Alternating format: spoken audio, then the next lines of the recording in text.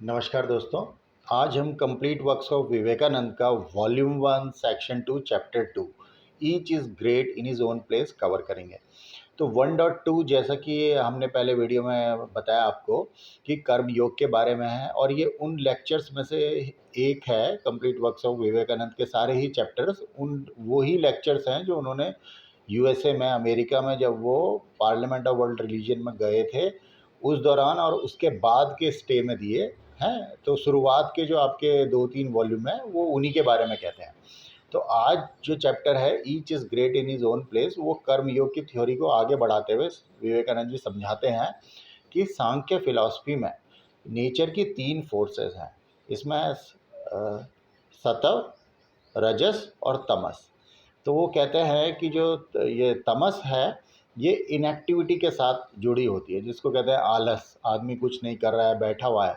और रजस जो है वो एक्टिविटी के साथ, मतलब आदमी एक्टिव है, कुछ ना कुछ करने में लगा हुआ है। और जो सत्व है वो रजस और तमस का इक्विलिब्रियम है, मतलब दोनों। और उसको फिर वो ऐसे आगे ऐसे समझाते हैं एग्जाम्पल देके। वो ये कहते हैं कि हर एक आदमी में ये तीनों फोर्सेस होती हैं। और इन देखिए, ये खुद को सुधारने के लिए वो बताते हैं कि शुरुआत में जैसे आदमी में आलस है तो उसको एक्टिविटी की तरफ जाना चाहिए, बहुत ज़्यादा एक्टिव कर करके रिफाइन होके फिर वो सतव में जाएगा। तो उसको ऐसे समझाते हैं कि जो हमारी ये ह्यूमन ऑर्गेनाइजेशन है ये ग्रेडेड है, इसमें कुछ मॉरल्स है, कुछ ड्यूटी है। फिर वो ये कहते हैं कि भाई किसी जगह के लिए कोई मॉरल ठीक है, किसी जगह के लिए कोई ड्यूटी सही है, किसी और जगह के लिए कुछ और सही है। वो इसको ऐसे एग्जाम्पल में देते हैं, जैसे कहीं पे एक से ज़्यादा वाइफ रखना अलाउड है, नॉर्मल बात है, और किसी और जगह ऐसा नहीं कर सकते। कहीं पे आप सिस्टर इन लॉ से मैरिज कर सकते हैं, कहीं पे नहीं कर सकते। तो कहते हैं ये ड्यूटीज़ और मॉरलिटी में जगह के हिसाब से चेंजेस आ सकते हैं। और इसमें एक और एग्जांपल वो आगे जोड़ते हैं कि कहते हैं कि बहुत बड़े स्टेज पे ये कहा जाता है कि बुराई का विरोध मत करो, हैं। पर वो कहते हैं कि अगर कोई बुराई का विरोध नहीं करेगा, शुरू में सुनने में लगेगा यार बुराई का विरोध कैसे ना करें, आम आदमी को बुराई का विरोध करना है। आगे वो ऐसे समझाते हैं। वो कहते हैं कि जो ये सत्व है ये बहुत आगे की चीज़ है, इस तक पहुंचने से पहले सबको बुराई का विरोध करना है, सबको रेजिस्ट करना है एविल को। वो कहते हैं इसको, जैसे आप गीता में जब अर्जुन को उन्होंने ये बोला कि भाई धनुष बाण उठा, है, कृष्ण ने बोला धनुष बाण उठा और अपना काम करो, अपना कर्म करो।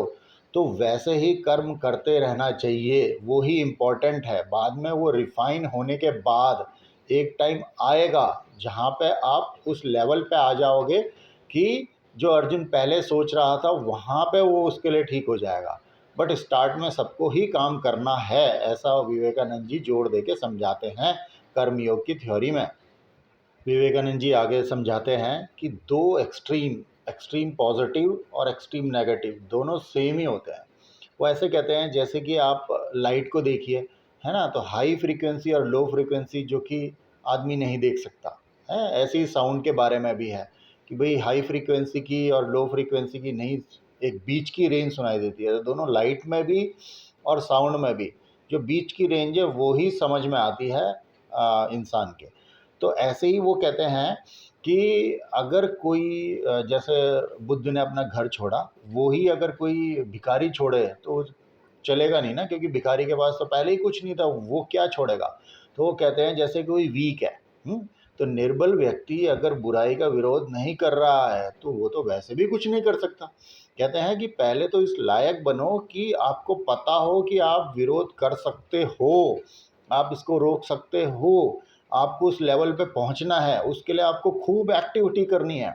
खूब एक्टिविटी करके, करेक्टर डेवलप करके जब आप उस लेवल पे पहुंचोगे, आगे आगे के स्टेजेस में आपको ये पता लगेगा कि जो असली, जो हाईएस्ट स्टेज वो ये है कि बुराई का विरोध नहीं करना है, बट आप उसमें जाओगे कैसे, वहाँ तक पहुँचोगे कैसे, उसका विरोध करके, है ना। तो जैसे बुद्ध ने घर छोड़ा तो वहाँ तक पहुँचने के लिए पहले घर होना चाहिए, सब चीज़ें। कहते हैं इतना वर्क करो कि आप सारी डिज़ायर्स ख़त्म करो पहले यहाँ पे, तब जाके वहाँ पहुँचो, ऐसे नहीं कि पहले ही आप बोल रहे हो कि इसकी क्या ज़रूरत है, हैं? तो ये उन्होंने एग्ज़ाम्पल्स दिए और इनको गुणों के साथ जोड़ के समझाते हैं। विवेकानंद जी आगे कहते हैं कि हर एक व्यक्ति को अपने लिए एक आदर्श चुनना चाहिए। ऐसा नहीं कि एक व्यक्ति दूसरे के आदर्शों से कंपेयर करे या फिर दूसरा इस व्यक्ति के आदर्शों के साथ कंपेयर करे। कहते हैं एप्पल और ओक ट्री का अलग-अलग कंपैरिज़न, एप्पल टू एप्पल ही कंपैरिज़न होना चाहिए। तो ऐसे अलग से ही रख के आदर्श और फिर उनको पाने की कोशिश करनी चाहिए। और वो ये कहते हैं कि जैसे कि हिंदू धर्म में हर एक की ड्यूटी अलग बताई गई है। एक सन्यासी की ड्यूटी अलग है, एक हाउस होल्डर की ड्यूटी अलग है, एक स्टूडेंट की ड्यूटी अलग है। कहते हैं कि तीनों अपनी जगह में सही हैं। अगर एक हाउस होल्डर अपने चीज़ें निभा रहा है, एक पारिवारिक आदमी अपनी चीज़ें निभा रहा है, तो भी वो उतना ही महत्वपूर्ण है जितना कि एक मेडिटेट करता हुआ साधु है। और स्टूडेंट लाइफ के लिए जो चीज़ें दी हुई हैं वो भी उतनी इम्पोर्टेंट हैं जैसे कि एक सन्यासी और हाउस होल्डर की। तो इन तीनों की अलग अलग ड्यूटी, इसके लिए फिर आगे वो एक कहानी भी बताते हैं। विवेकानंद जी आगे महानिर्वाण तंत्र में से हाउस होल्डर की कुछ ड्यूटीज़ का पैसेज पढ़ के सबको बताते हैं। वो ये कहते हैं कि हाउस होल्डर को भगवान को पाने के या भगवान की प्रीत में ही उसका मन लगा रहना चाहिए और इसके साथ ही उसको अपने सारे काम भी करने हैं, सारी ड्यूटीज़ भी निभानी है, जो कि ड्यूटीज़ उसके माँ बापों की तरफ है, उसके बच्चों की तरफ है, हैं? उसकी वाइफ़ की तरफ है, उसके रिश्तेदारों की तरफ है, उसके भाई और उनके बच्चे और उसके बाकी कुटुंब की तरफ है, ये सारी चीज़ें निभानी है उसको। तो वो कहते हैं और उसको ऐसा जैसा कि कहा गया है कि काम करके फल की चिंता नहीं करनी है, तो ऐसे बहुत सारी चीज़ें उन्होंने गिनाई। उसमें से उन्होंने ये बोला कि जैसे जो माँ-बाप हैं हाउस होल्डर के लिए, वो ही भगवान का रूप है।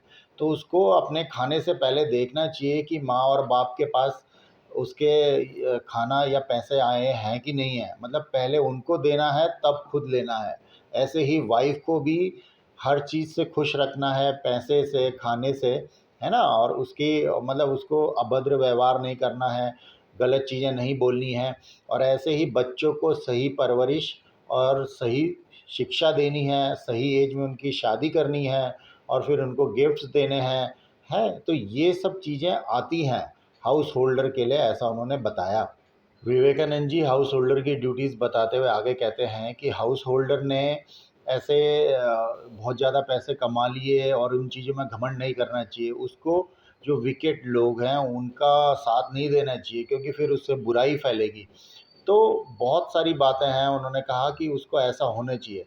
तो वो सब चीज़ें जब हाउस होल्डर करता है ना, तो वो एक अगर जब उसका कंपैरिज़न आए कि भई एक सन्यासी है जो मेडिटेट कर रहा है और उस अवस्था में शरीर छोड़ रहा है और एक हाउस होल्डर है जो कि सोसाइटी की रीढ़ की हड्डी है, वो एग्ज़ाम्पल है लोगों के लिए। पारिवारिक ज़िंदगी में जो चीज़ें होनी चाहिए वो निभाते हुए वो चल रहा है और अगर वो इसमें शरीर छोड़ रहा है तो दोनों ही इक्विवेलेंट हैं क्योंकि अपने-अपने स्तर पर दोनों ने अपनी ड्यूटी सही निभाई। तो इसका एग्ज़ाम्पल देते हुए वो एक स्टोरी बताते हैं। तो विवेकानंद जी कहते हैं किसी एक जगह में एक राजा था, उसके वहाँ जो भी सन्यासी आता था वो उससे एक क्वेश्चन पूछता था कि पारिवारिक आदमी की लाइफ ज़्यादा अच्छी है या सन्यासी की लाइफ ज़्यादा ऊँची है? वो कहता है कि दोनों कौन बड़ा है इसमें से पूछता था। हाउस होल्डर बड़ा है या सन्यासी है?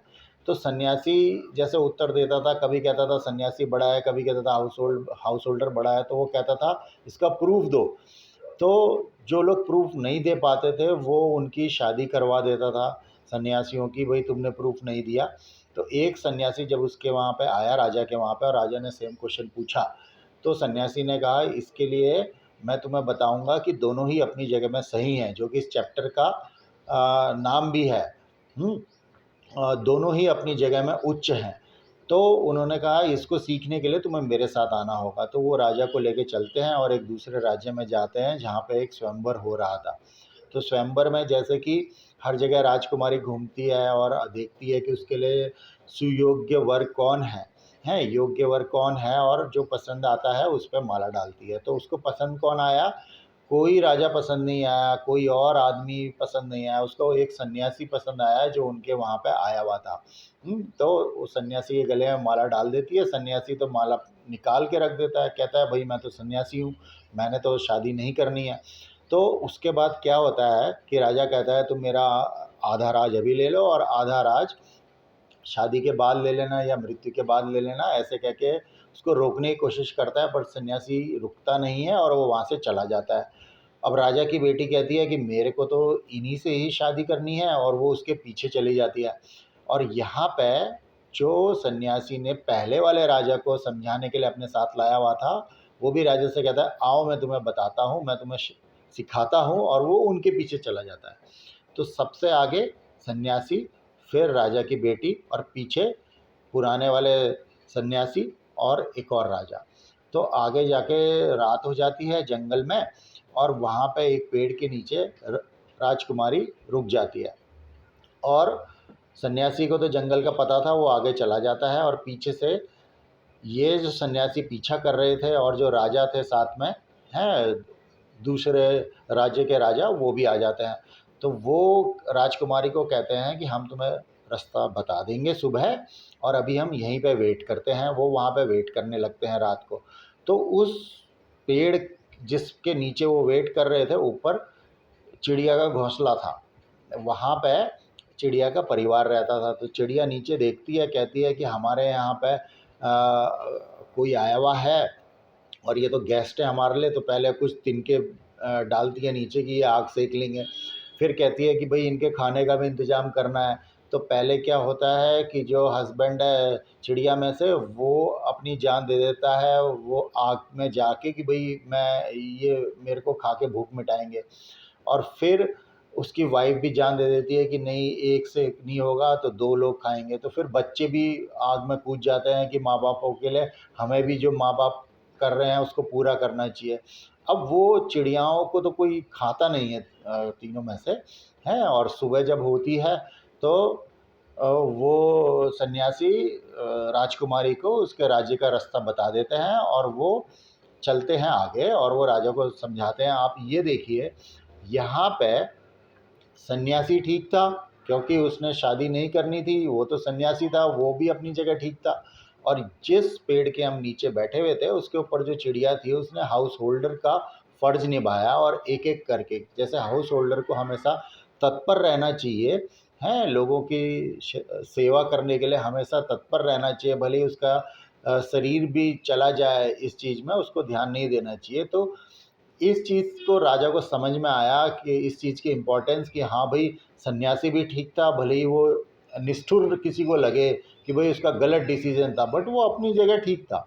और ऐसे ही हाउस होल्डर का काम जो कि चिड़िया ने निभाया, वो भी अपनी जगह ठीक था। तो उसने एग्जाम्पल्स दे के बताया। तो ऐसे विवेकानंद जी ने समझाया, और इसके साथ ही हमारा 1.2.2 चैप्टर कंप्लीट होता है। और जैसे कि हम हर वीडियो में बताते हैं, हमें बहुत अच्छा लगेगा दोस्तों अगर कंप्लीट वर्क्स ऑफ विवेकानंद आप खुद से डिटेल में पढ़ें, हैं। और आप इन वीडियोस का यूज़ तो कर ही सकते हैं जिसमें हम इम्पोर्टेंट बातें बताते हैं, बट हमें और अच्छा लगेगा अगर ये वीडियोस आपको ट्रिगर या मोटिवेट करें डिटेल में खुद से पढ़ने के लिए। बाकी आपके कोई क्वेश्चंस होंगे तो कमेंट कीजिए। धन्यवाद दोस्तों।